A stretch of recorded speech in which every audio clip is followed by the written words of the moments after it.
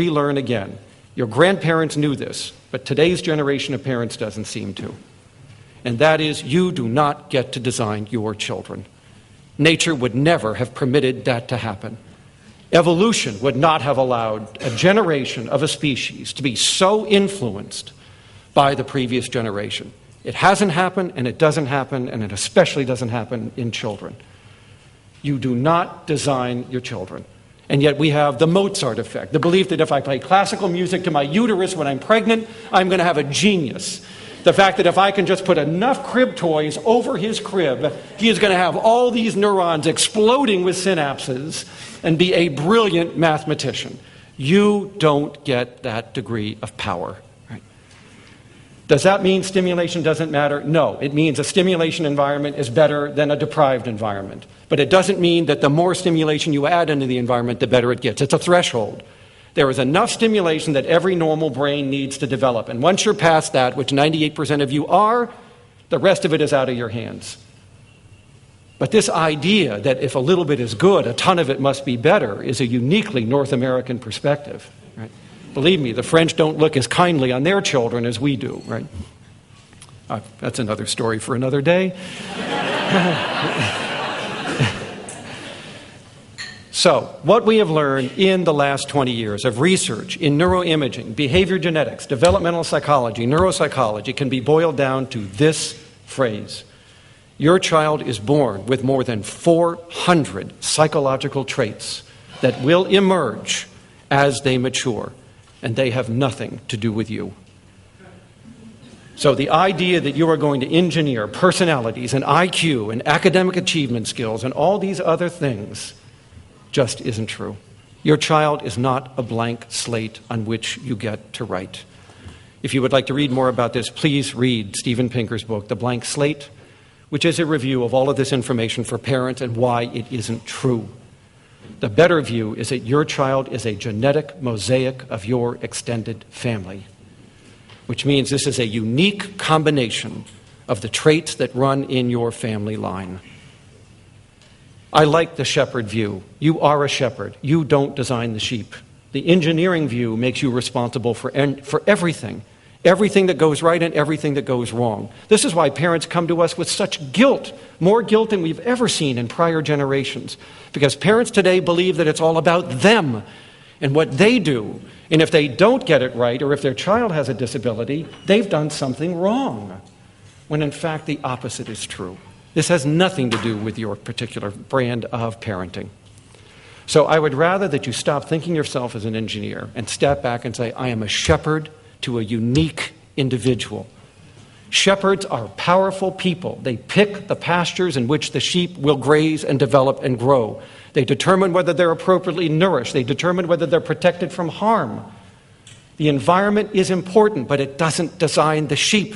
No shepherd is going to turn a sheep into a dog. Ain't going to happen, right? And yet that is what we see parents trying to do all the time, and especially parents of children with disabilities. So step back and view yourself as the shepherd to this disabled youngster, and you get to design the pasture, and that's very important, but you don't engineer the sheep. Now, that comes with it a profoundly freeing view of parenting, because what it means is, although it's important to be a shepherd, recognizing that this is a unique individual before you allows you to enjoy the show, right? So open a bottle of Chardonnay, kick off your slippers, sit back and watch what takes place, right? Because you don't get to determine this, right? So enjoy it. It doesn't last all that long anyway. They're gone before you know it, right? But if you think that what you did in your house is going to shape the life course of this individual, you are sadly mistaken, right? This is a unique individual. Let them grow, let them prosper. Please design appropriate environments around them. But you don't get to design them. As Judy Harris said in 1996, in the first book on this subject written for lay people, the book is called The Nurture Assumption. As she said, you had more to do with your child's life by where you chose to live than by anything you will ever do inside that home. Short of abuse, neglect, or malnutrition, the rest of it is just trivial variation. It's where you live. Why?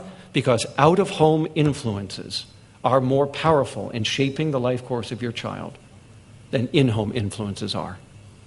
And those out-of-home influences are peer groups, other adults, neighborhoods, resources, schools, and the larger community that you made available to this child. That is how you shape your child's life course. The second biggest influence is also out of your hands, and that's genetics. And you don't get to determine that.